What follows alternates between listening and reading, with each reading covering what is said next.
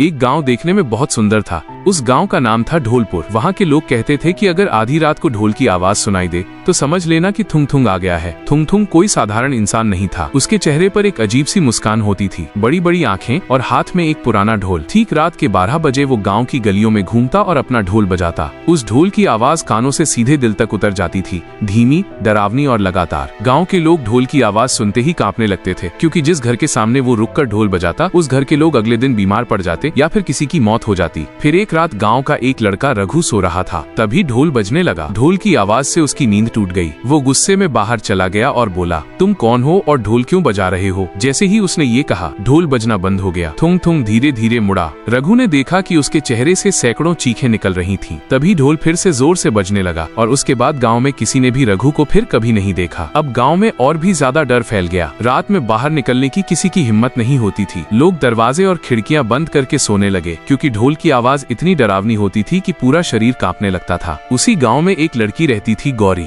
रघु उसका भाई था। उसने कसम खाई कि वो पता लगाएगी कि उसके भाई को थुंग थुंग कहाँ ले गया। सुबह गौरी गांव के एक बूढ़े आदमी के पास गई और उससे पूछा, दादा, ये थुम थुम कौन है? बूढ़े आदमी ने कहा, बेटी, थुंग थुंग इस गांव का ढोल बजाने वाला था। कई साल पहले एक शादी में ढोल बजाते बजाते उसकी अचानक मौत हो गई थी। कहते हैं कि उसकी आखिरी सांस उसी ढोल में फंस गई और तभी से वो आधी रात को ढोल बजाने आता है। ये सुनकर गौरी के होश उड़ गए, लेकिन उसने फिर भी फैसला किया कि वो उस जगह जाएगी जहां उसकी मौत हुई थी। फिर ठीक रात के 12 बजे जब गाँव में ढोल बजना शुरू हुआ, गौरी ने हिम्मत जुटाई और उस आवाज के पीछे चल पड़ी। अंधेरे में चलते चलते वो उसी जगह पहुंच गई। वहां उसने देखा कि थुंग थुंग नाच रहा था और नाचते नाचते बहुत जोर से ढोल बजा रहा था। गौरी ने कांपती हुई आवाज में पूछा, मेरा भाई कहाँ है?